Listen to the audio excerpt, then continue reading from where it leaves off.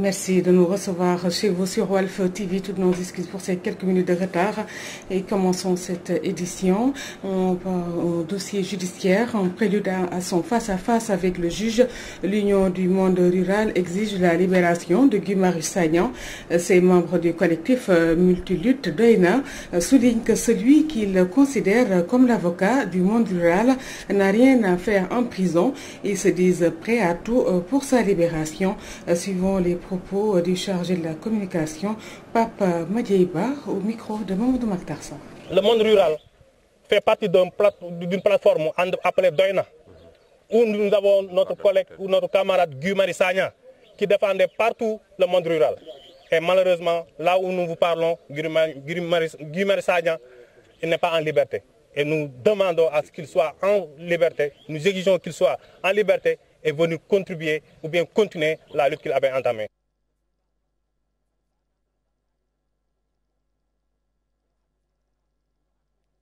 À présent, des jeunes ressortissants du Fouta qui résident à Dakar, ils déplorent l'attitude des autorités politiques de la zone et les accusent de participer à la propagation du coronavirus dans leur localité.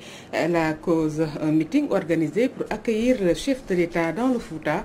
Abdourahmane Ndiaye, leur porte-parole, s'explique au micro de Mamoudia Gassama.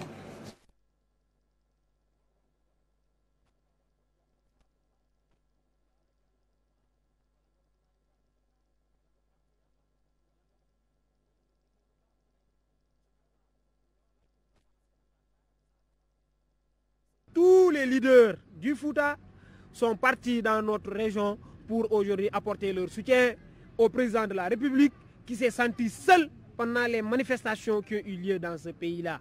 Alors que cela n'est pas à son heure, dans ce contexte de Covid où le Fouta manque tout sur le plan médical. Avec un pauvre plateau médical, nous aujourd'hui ce que nous déplorons, c'est du fait que ce meeting-là, ce rassemblement des autorités politiques n'est autre qu'une occasion de propagande de ce virus-là dans la région. Tandis qu'aujourd'hui, ils viennent pour en appeler au soutien au président de la République. Et c'est alors qu'aujourd'hui, le principal à soutenir, c'est le Fouta. Nous manquons de tout. Nous n'avons ni route, ni hôpital. Aujourd'hui, vous avez parlé de ce programme-là, Agri-Jeunes, que l'on parle, de 54 milliards. Mais le Fouta, on parle du Fouta, c'est la région de la vallée du fleuve Sénégal. Largement, qui a aujourd'hui toutes les potentialités pour abriter. Mais 8 régions ont été sélectionnées. Où étaient ces leaders-là qui se disent aujourd'hui, qui se réclament du Fouta, alors qu'on sélectionnait des réseaux pour l'agri-jeune? Ou bien le chômage de la jeunesse du Fouta ne leur concerne pas? Ou bien c'est parce que cela ne leur tient pas à cœur?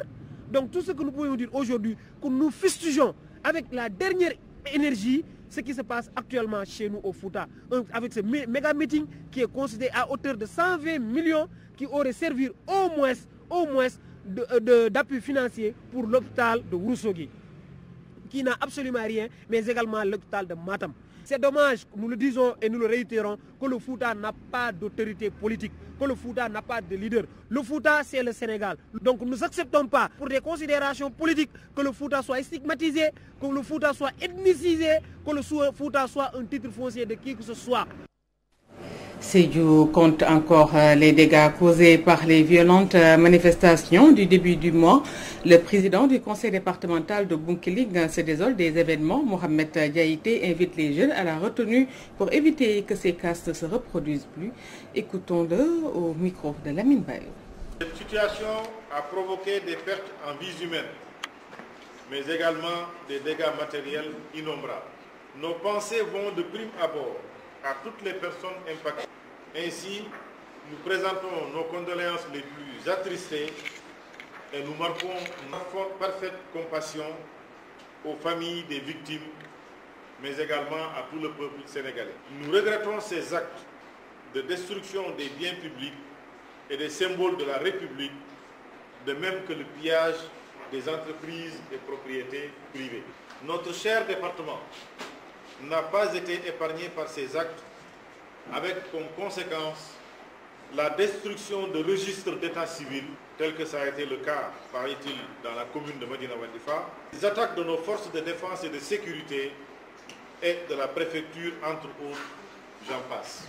Nous saluons la posture du chef de l'État, son Excellence le Président Macky Sall, qui, comme d'habitude, a été à la hauteur de l'événement suite à son discours du 8 mars 2021, empreint du sceau réaffirmé de notre commun vouloir de vivre ensemble en appelant à l'optimisme et à l'apaisement. Il faut se féliciter de sa décision salutaire de réorienter le budget au fin de mettre à la disposition d'un fonds de 350 milliards de francs CFA pour l'emploi des jeunes dont il a affirmé avoir compris leur message.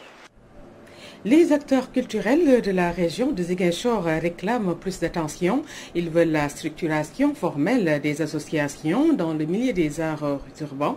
Ils l'ont fait savoir en marge d'une session de formation sur les droits d'auteur.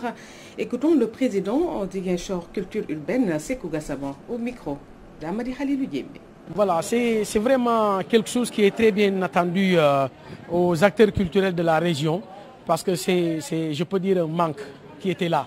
Aujourd'hui, Dieu merci, avec l'association Zig Musique Urbaine, on a bénéficié d'un fonds et on a décidé de ne pas se partager le fonds, mais plutôt prendre ce fonds, organiser, planifier un plan d'action annuel dont notre première activité est aujourd'hui un atelier de partage, un atelier de capacitation avec nos frères qui sont déjà ici à Ziguinchor. Tout le monde aujourd'hui est informé que être artiste n'est pas seulement le fait de chanter, le fait de danser, mais vraiment être artiste aussi et d'être un entrepreneur et aussi d'être un jeune porteur de projet et aussi être quelqu'un qui peut vivre de son art. Vous voyez, donc aujourd'hui on a invité la SODAV qui était parmi nous, l'AMS qui est une association des métiers de la musique du Sénégal et la directrice du centre culturel pour les opportunités à travailler avec le centre culturel. Aujourd'hui, beaucoup d'entre nous est informé aujourd'hui qu'ici au Sénégal, il y a des fonds qui sont disponibles pour les artistes. Et pour avoir ces fonds, il faut vraiment être formel. Et cette formalisation vraiment peut aider nos frères artistes qui sont là à bénéficier des fonds dans les ambassades, dans les consulats et aussi dans les structures qui sont présentement à Ziguinchor. Et ces fonds pour nous permettre vraiment de réaliser nos projets culturels ici à Ziguinchor, plus précisément en Casamance en général.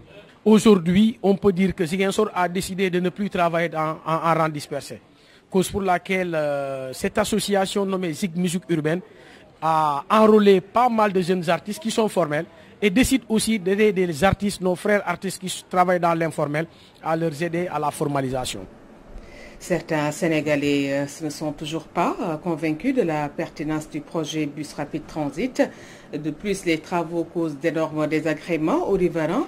Si certains estiment qu'il faut attendre à la fin pour juger le projet, d'autres soulignent que les priorités sont ailleurs. La réaction recueillie dans ce reportage de Ndiakembe. Les travaux pour le projet du bus rapide transit entamé depuis quelques mois ne fait pas l'unanimité chez les Sénégalais. Pour certains d'entre eux, il y a plus urgent. Sénégal do ay tali, Sénégal do ay terrain, ay rail. Sénégal. Pour moi, ce BRT ne nous mène à rien. Il y a plus urgent. Les Sénégalais ont faim et c'est ce qui doit être la préoccupation de l'État. Le président Wade a construit suffisamment de routes. Alors le président Macky Sall devrait mettre tous ces milliards dans l'alimentation et le bien-être de son peuple. Sénégal, xam nga lan mo fi dess? Lekk ak naan te defuñu ko. Contrairement aux autres, ce marchand ambulant trouvé au rond-point Liberté 6 n'y voit pas que des inconvénients. Je ne pense pas que ce projet ait des avantages. Depuis le début des travaux, nous souffrons entre la poussière et le déguerpissement. Le BRT nous fait plus de mal que du bien. Il devait être construit au temps du président Diouf, mais là, ce n'est vraiment pas une priorité. Mais baye ba tay gaay samp sen immeuble mu jëw ko asaman ñu bëgg daanel lépp pour def ay télé pour man dal li dal bu yag la won wala actuellement du priorité pour man. C'est ici que je fais mon commerce. Ce n'est pas seulement la poussière qui nous dérange, mais c'est tous les travaux. Les ouvriers qui y travaillent viennent s'approvisionner chez nous. Le BRT pour le moment n'est que inconvénient. Il y a des avantages et les gens le sauront quand les travaux seront finis. Les travaux du bus rapide transit de Dakar ne font pas que des erreurs. Si pour certains, ils posent des désagréments, d'autres y voient leur compte. Kembe est érigé en commune depuis 2009. Nguelou fait face à beaucoup de difficultés et pour amorcer son développement, le maire de cette localité du département de Guinguinéo organise un forum. L'édile veut à travers cet événement trouver des solutions pour sortir cette contrée de l'ornière à la Sanba. La municipalité de Nguelou, commune située dans le département de Guinguinéo, a organisé un forum qui a réuni tous les fils de cette localité pour élaborer une feuille de route pour le développement socio-économique de cette circonscription administrative créée en 2009. Cheikh Kassé est l'édile de cette commune. L'objectif visé, c'est le développement de la commune de Nguelou. Parce que Nguelou a été créée depuis 2009. Donc c'est une jeune commune qui manque beaucoup de choses et qui a peu de moyens.